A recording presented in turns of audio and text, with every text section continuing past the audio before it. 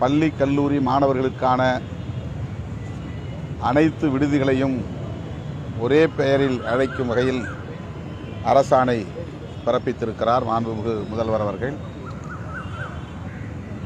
ஆதிதிராவிடர் பழங்குடி இன மாணவர்களுக்கான விடுதிகள், பிற்படுத்தப்பட்டோர் மிகவும் பிற்படுத்தப்பட்டோர் மாணவர்களுக்கான விடுதிகள், சீர்மரபினருக்கான விடுதிகள் என தனித்தனி சமூக அடையாளங்களோடு இருந்த விடுதிகளை எல்லாம் சமூக நீதி விடுதிகள் என்ற பெயரில் இனி அழைக்கப்படும் என அரசாணை பிறப்பித்திருப்பது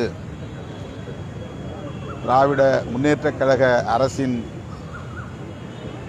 பாராட்டத்தக்க சாதனைகளுள் ஒன்றாக இதை பார்க்கிறோம்.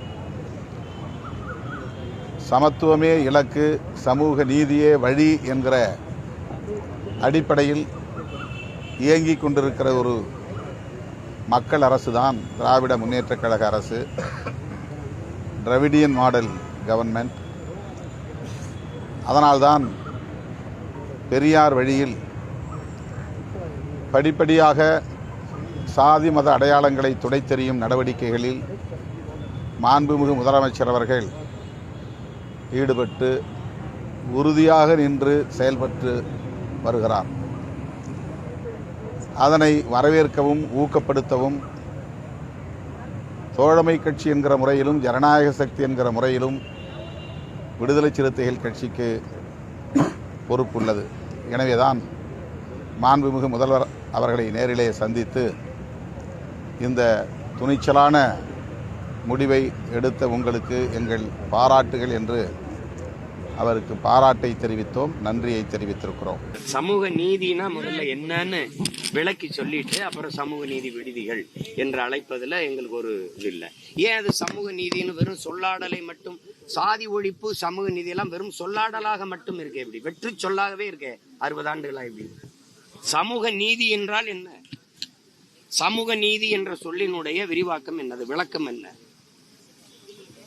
என்னது? எந்த சாதியின் அடிப்படையில் நான் தாழ்த்தி வீழ்த்தப்பட்டேன், இழிவுபடுத்தப்பட்டேன், தீண்டாமை கொடுமையால் கொடுமைப்படுத்தப்பட்டேன், இந்த கோயிலுக்குள் வந்து வழிபடக்கூடாது, இந்த குளத்தில் குளிக்கக்கூடாது, இந்த தெருவில் நடக்கக்கூடாது, நீ படிக்கக்கூடாது, படித்தால் படித்து இந்த வேலைக்கு வரக்கூடாது என்று தடுத்து வைக்கப்பட்டனோ, அரசியல் கல்வி வேலை வாய்ப்பு அரசியல் அதிகாரத்தில் நிராகரிக்கப்பட்டனோ, புறக்கணிக்கப்பட்டனோ, அதே சாதியின் அடிப்படையில் இவையெல்லாம் எனக்கு கிடைக்கப்பெற வாய்ப்பு ஏற்படுத்தியதுக்கு பேர்தான் இட ஒதுக்கீடு அல்ல, இடப்பகிர்வு, இடப்பங்கீடு. இதுதான் புரட்சியாளர் அம்பேத்கர் அவர்கள் போராடி பெற்று தந்தது.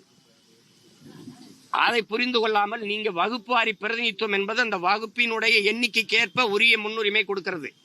அதை தான் நாங்கள் சாதிவாரி கணக்கெடுப்பை நீண்ட காலமாக வலியுறுத்தி வருகிறோம். சட்டநாதன் அறிக்கை, அம்பாசங்கர் அறிக்கையெல்லாம் கிடப்பல போட்ட பெருமக்கள் இவர்கள் தான். இன்றைக்கு சமூக நீதி பேசுகிறவர்கள் தான். சாதிவாரி கணக்கெடு என்று கேள்வி, உங்களுக்கு என்ன பிரச்சனை? 5 பேர் இருக்கிற வீட்டுக்கு 50 பேர் சாப்பாடை அனுப்பாத, 50 பேர் இருக்கிற வீட்டுக்கு 5 பேர் சாப்பாடை அனுப்பாத, அது நீதியாக இல்லாத அநீதியாக மாறிவிடும்.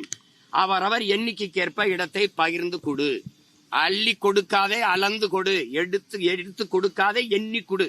இதுதான் எங்க கோரிக்கை. அதுதான் சரியான சமூக நீதி கோட்பாடாக இருக்க முடியும். இல்லைன்னா வெறும் வெற்று வார்த்தை. உங்களுக்கு என்ன சாதிவாரி கணக்கெடுப்படுகிறதுக்கு என்ன பிரச்சனை? நான் வந்து கோனார் ஆதிக்குடி 2வது தாய்க்குடி. எனக்கு நாட்டிலே 2 அமைச்சர் தான் பெருமக்களே, 2 அமைச்சர் 2 பேருமே என் மாவட்டத்தை சார்ந்தவர்கள் தான். ஏன் திருநெல்வேலியில கோனார் இல்லையா, கோயம்புத்தூர்ல இல்லையா, திருநெல்வேலியில இல்லையா, திருவண்ணாமலையில இல்லையா?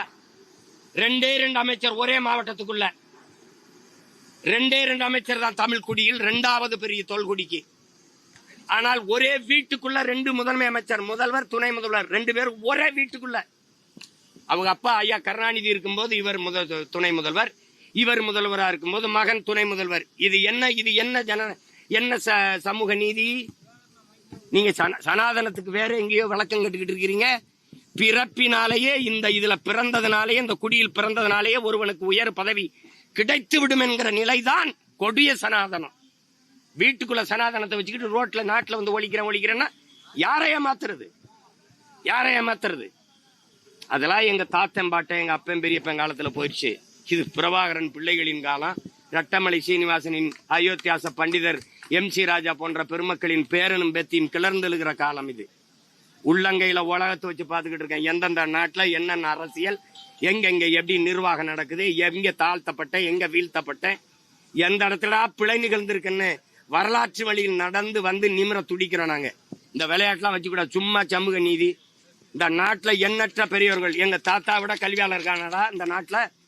அவன் பேர் ஏன் ஒரு கல்விக்கூடத்துக்கு ஒரு இதுக்கு இருக்கா, ஒரு கல்லூரிக்கு இருக்கா? எதுக்கு ஏன் இல்ல? எல்லாத்துக்கும் கருணாநிதி பேரு. செம்மொழி பூங்கா, செம்மொழி ஐயா கருணாநிதி அவர்கள் பூங்கா எடுத்தவன செம்மொழி பூங்காவுக்கு எடுத்த மாதிரி என்னது இது? அவர் பேரை விட்டா வேற பேரு நிறுவுகிறீர்கள். பெரியாரை தந்தை என்று சொல்ல போதும், தமிழர் தலைவர் என்று சொல்லும் போதும் தலையாட்டி கொண்டிருந்த தமிழ் சமூகம் இன்னைக்கு ஐயா கருணாநிதி அவர்களை தமிழர் கடவுள், தமிழ் கடவுள் என்று சொல்லும் போதும் தலையாட்டி கொண்டிருக்குது. இது மாதிரி ஒரு கேவலம். 5 முறை எங்களை ஆண்டவர், அதனால் அவர்தான் எங்களுக்கு ஆண்டவர் என்று சொல்வதை சகித்துக் கொண்டிருக்கிற மானங்கட்ட கூட்டமா மாறிக்கொண்டிருக்குது. அன்னைக்கே தலையாட்டாம நிமிந்து யார் யா தந்தை, யார் யா தலைவர்னு கேட்டிருந்தா இவன் பேசிருப்பாங்களா? அன்னைக்கு கொடுமை. கொள்கை வேற, கூட்டணி வேற. எந்த கொள்கையை காப்பாற்ற நீங்கள் கூட்டணி வைக்கிறீர்கள் பெருமக்களை? எந்த கொள்கையை காப்பாற்ற கூட்டணி வைக்கிறீர்கள்? எந்த கொள்கையை காப்பாற்ற கட்சி தொடங்கினீர்கள்? கூட்டணி என்றால் அதே கொள்கை தேவையில்லை என்றால் திமுகவோட கூட்டணி திமுக இணைந்து விடலாமே. கிளைக்கழகங்களா இருந்து ஏஞ்சிருங்க. அதிமுக பிஜேபியோட கூட்டணினா அதுல இணைந்து விடலாமே. தனித்த கட்சி எதுக்கு? அவன் ஹோல்சேல் டீலர், நீங்க சப் டீலரா? எப்படி? அவன் மொத்த வியாபாரி, நான் வாங்கி கூறு கட்டி வைப்பேன். இதா இங்க அரசியல் விடுதலைக்கு நிக்கிற பிள்ளைகள் நாங்கள். அரசியல் வியாபாரம் செய்ய வரல. 2க்கு ரொம்ப தூரம் இருக்கு. புரியுதுன்னு நினைக்கிறேன். இது வியாபாரம், அரசியல் வியாபாரம். தேர்தல் நேரத்தில் கொள்கையாது கேள்வியாது அப்படின்னா இந்த நாட்டில் இருக்கிற எல்லா பிரச்சனைக்கும் காரணம் இந்த 4 கட்சிகள், காங்கிரஸ், பிஜேபி, திமுக, அதிமுக. தமிழ்நாட்டில் என் மாநிலத்தின் உரிமை எல்லாம் எடுத்துக்கொண்டு போனது காங்கிரஸ், கூட இருந்து துணை நின்றது திமுக, அதிமுக. இந்த கட்சி இப்ப இந்த கட்சிகளோட திருப்பி போய் எந்த உரிமையை பெறுவ, எந்த உரிமையை கேட்ப? இப்ப உதாரணமா ஒண்ணு சொல்றேன். உள்ஒதுக்கீடு, அருந்ததிய மக்களுக்கு உள்ஒதுக்கீடு கொடுத்தீங்க. சரி, இந்த மண்ணில் இருக்கிற எல்லாருக்கும் இடஒதுக்கீடு அவசியம் கொடுங்க. ஆனா நீங்க எடுத்துத்தானே கொடுத்துருக்கணும். பொது பட்டியல் இருந்தானே எடுத்து கொடுத்துருக்கணும். பொருளாதார அடிப்படையில் பின்தங்கியவங்களுக்கு 10 விழுக்காடு எங்க இருந்து வந்தது? அந்த மாதிரி வாங்கித்தானே கொடுத்துருக்கணும். நானே தாழ்த்தி வீழ்த்தப்பட்டு கிடக்கிற எனக்கே மொத்தம் 18 தான் இருக்கு. 10 அதுல எஸ்டின்னு ஒரு சமூகம் இருக்கு. அவனுக்கு சாதி சான்றிதழே இருக்கு. இந்த கடையில, ரேஷன் கடையில 10 கிலோ அரிசி இருக்குது. ஆனா குடும்ப அட்டை இருந்தா தான் அரிசி வாங்க முடியும். அவனுக்கு குடும்ப அட்டையே கிடையாது, சாதி சான்றிதழே இல்ல, கம்யூனிட்டி சர்டிபிகேட்டே கிடையாது. அந்த நிலையில நீங்க என்கிட்ட இருந்ததுல 3 எடுத்து கொடுத்துட்டீங்க. சரி, கொடுத்துட்டீங்க. அவனும் என்னைய மாதிரி விழுந்து கிடக்குறான். அவனுக்கு கொடுக்கறது சரி. ஆனா நீ பொதுவுல இருந்தா கொடுத்துருக்கணும். சரியான ஆட்சியாளன். நீ எனக்கு இருந்து எப்படி எடுத்து கொடுத்தீங்க? நானே நெலிஞ்சு தட்டுல 4 பருக்கை போட்டு சாப்பிட்டு இருக்கேன். அதுல 2 எடுத்து அவனுக்கு கொடுத்துட்டீங்க. சரி, விட்டுறலாம். அல்ல, ஃபர்ஸ்ட் ப்ரிஃபரன்ஸ் நீ ஏன் போட்ட? முன்னுரிமை நீ ஏன் போட்ட? அவனுக்கு போக மிச்சம் நீ சாப்பாடு என்னது? அவன் சாப்பாடு அப்படியே தனியா இருக்கு. என் சாப்பாட்டுல அவர் சாப்பிட்டது போக மிச்சம் இருந்தா நான் சாப்பிடலாம் அப்படின்னு ஒரு விதி இருக்கு.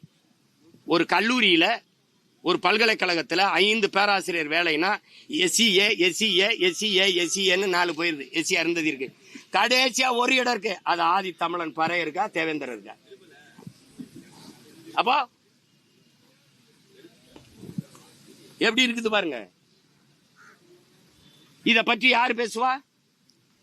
ஏன் பேச முடியாது? இதை எதிர்த்து எவன் கொடுத்தாலும் அவனுக்கிட்டே போய் 2 சீட்டு 3 சீட்டுக்கு அவன் கூட்டணி வைக்கும் போது அந்த குரல் வலை நெரிக்கப்படுது. ஏன் என்ன மாதிரி பேச முடியல? பஞ்சமணில மீட்புக்கு ஏன் பேச முடியல? 12 லட்சம் ஏக்கர் அது இருந்தா அந்த ஆண்டான் அடிமை முறை, ஏன் இந்த கூலி முறை எங்களுக்கு வருமா? இவ்வளவு கையிட்டு நிக்க வேண்டிய தேவை வருமா? சொல்லுங்க நீங்க. 12 லட்சம் ஏக்கர் வெள்ளக்காரன் கொடுத்தது. அவன் எங்களுக்கு பிரிட்டன்ல இருந்து தூக்கிட்டு வந்து கொடுக்கல, ஏன் நிலம்தான். ஆனா ஆண்டைகள்கிட்ட இருந்ததை அதை பறிச்சு இந்த வீழ்த்தப்பட்ட மக்களுக்கு கொடுக்கணும்டா, அவன் கஷ்டப்படுறான்டான்னு கொடுத்தான். அந்த நிலம் எங்க போ? அந்த நிலம் எங்க என்கிட்ட இப்ப எங்க? அதை பத்தி ஏன் பேச முடியலன்னா, எவனமா ஆக்கிரமிச்சு வச்சிருக்கானா அந்த அதிகாரத்தின் கீழே போய் நம்ம 2 சீட்டு 3 சீட்டு கூட்டணி வைக்கும் போது பேச முடியல. சரி, மேல்பாதி மங்கலத்துல கோயில் நுழைவுக்கு நான் தானே உள்ள கூட்டிட்டு போறேன்னு நீங்க ஏன் பேச முடியல? இதுவரை வேங்கவே இல்லை. என்ன முடிவு வந்திருக்கு? இதுவரை என்ன வந்திருக்கு? எதை பற்றி உங்களால பேச முடியுது? சொல்லுங்க தம்பி. எல்லாத்தையும் விட்டுட்டு கூட்டணி வச்சு நீங்க சாதிக்க போறது என்ன தம்பி? வென்று உள்ள போய் போன பெருமக்கள் பேசியது ஒண்ணு சொல்லுங்க. மக்கள் பிரச்சனையை இந்த நாடாளுமன்றம், சட்டமன்றத்திற்குள்ள கூட்டணி வைத்து போய் பேசிய பெருமக்கள் ஒன்றே ஒன்று சொல்லுங்க. ஒன்றே ஒன்று தமிழ்ல குடமுழுக்கு திருத்தணி திருச்செந்தூர்லன்னா போய் நானும் என் அப்பன் மணியரசன் நின்று போராடி செய்ய வேண்டியதுக்கு அது வேண்டாம் வெறுப்பா செய்யறான். தமிழிலும் குடமுழுக்கு வந்த பிறகு கும்பாபிஷேகம் மாதிரி குடமுழுக்கு ஆகுது, நன்னீராட்டாகுது. அது நாங்க வந்து கத்துனோன்னா நன்னீராட்டாகுது. நன்னீராட்டுன்னு ஒரு சொல்ல இவதான் கத்துக்கிறான். என்ன கொடுமை இது தமிழிலும். ஏன்னா ஆப்பிரிக்கா, அமெரிக்கால, ஆஸ்திரேலியா, பிரான்ஸ்ல கேட்ட மாதிரி கால கொடுமை. மலேசியா நாட்டுல எங்கள் இறை முருகனுக்கு சொல்லும் போது தமிழ் கடவுள் முருகன், அவரு தமிழ் கடவுள். அப்ப சிவன் பெருமாள்லாம் என்ன கடவுள்? அவர் இங்கிலீஷ் கடவுளா, இந்தி கடவுளா? அவனு ஏன் இறைதான். இறைவனை இரவல் கொடுத்தவன், கடவுளை கடன் கொடுத்த மக்கள் நாங்க. எங்ககிட்ட வந்து சும்மா ஏதாவது பேசிக்கிறது. கூட்டணி கொள்கை வேற, கூட்டணி வேற. அது நல்ல கொள்கையா இருக்கு, அப்படியே கடைபிடிங்க.